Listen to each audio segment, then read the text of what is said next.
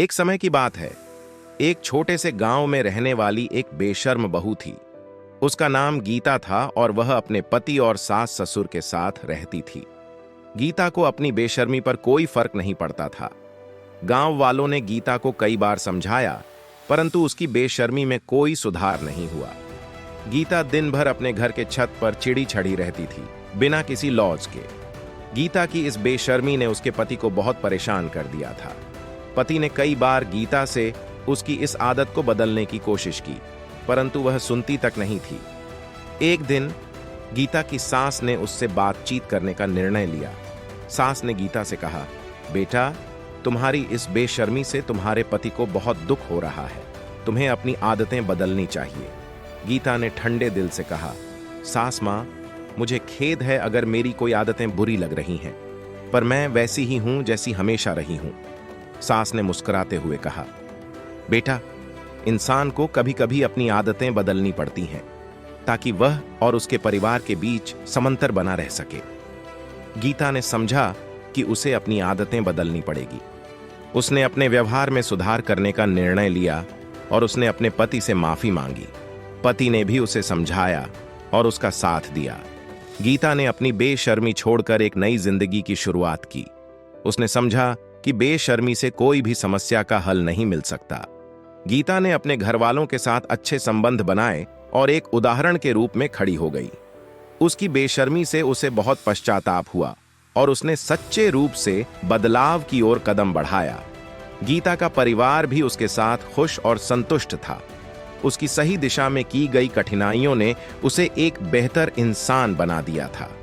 गीता ने अपनी मानवीय जिम्मेदारियों को सही तरीके से निभाना सीख लिया था। इस कहानी से हमें यह सीखने को मिलता है कि हमें कभी भी बेशर्मी में नहीं बरतना चाहिए और हमें अपनी आदतें सुधारने का साहस रखना चाहिए ताकि हमारे चारों ओर का माहौल भी अच्छा हो। बेशर्म बहू किसे कहते हैं? यह एक दिलचस्प प्रश्न है जो बहुत से लोगों की दिलचस्पी को भी बढ़ाता है। यहां हम बता रहे हैं कि बेशर्म बहू को कौन कौन से मुख्य पहलुओं में व्याख्या किया जा सकता है।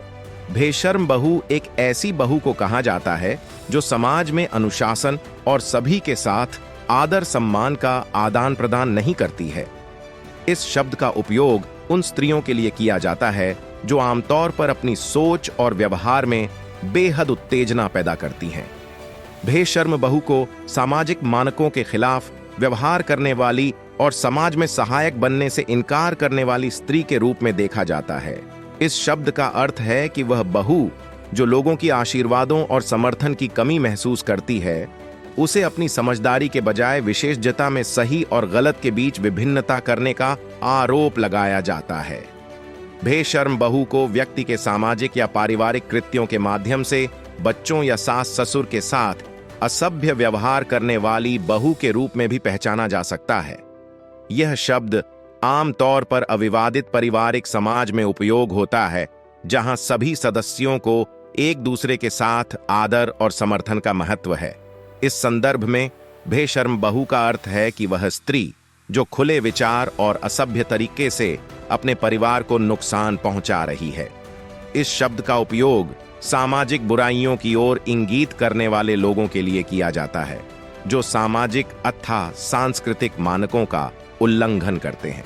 यदि किसी बहू का व्यवहार अशिक्षित हो और वह अपने संपर्क में विवाद और अयशस्विनी हो, तो लोग उसे बेशर्म बहू कह सकते हैं।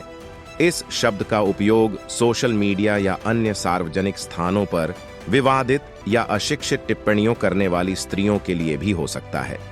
इस तरह की बहू जो अपने पति या परिवार के साथ बेहद असभ्य या निरादरपूर्ण व्यवहार करती है, उसे भी बेशर्म बहू कह सकते हैं। इस शब्द का उपयोग अक्सर स्त्रियों की मुकाबले अनुष्कृतता और सांस्कृतिक समझ में कमी के लिए किया जाता है।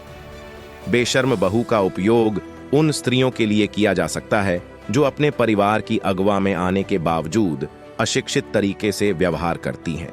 यह शब्द जातिवाद, धर्म और सामाजिक आदर्शों के संरक्षण के लिए आगे बढ़ने वाली महिलाओं के खिलाफ इरादे रखने वालों के द्वारा भी प्रयुक्त किया जा सकता है। इस शब्द का उपयोग समाज में सदाचार के नियमों के खिलाफ व्यवहार करने वाली महिलाओं को बताने के लिए भी हो सकता है। बेशर्म बहू एक शादीशुदा स्त्री को भी कहा जा सकता है जो अपने पति के साथ बिना समझाए ही उसकी बदनामी करती है। यह शब्द ऐसी स्त्रियों के लिए भी उपयोग हो सकता है जो आत्मविश्वासहीन होती हैं और अपनी मांगों या विचारों को साझा करने में हिचकिचाती हैं।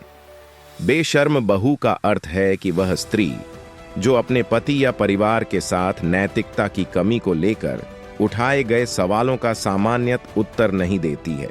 इस शब्द का अर्थ यह भी हो सकता है कि वह स्त्री जो अपनी स्वतंत्र राय और अपनी अहमियत को मान्यता देने में कठिनाई महसूस करती है।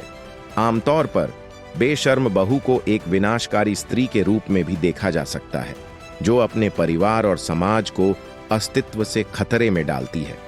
इन मुख्य बिंदुओं के माध्यम से हम देख सकते हैं कि बेशर्म बहू एक सामाजिक शब्द है जिसे विभिन्न संदर्भों में अलग अलग रूपों में प्रयुक्त किया जा सकता है।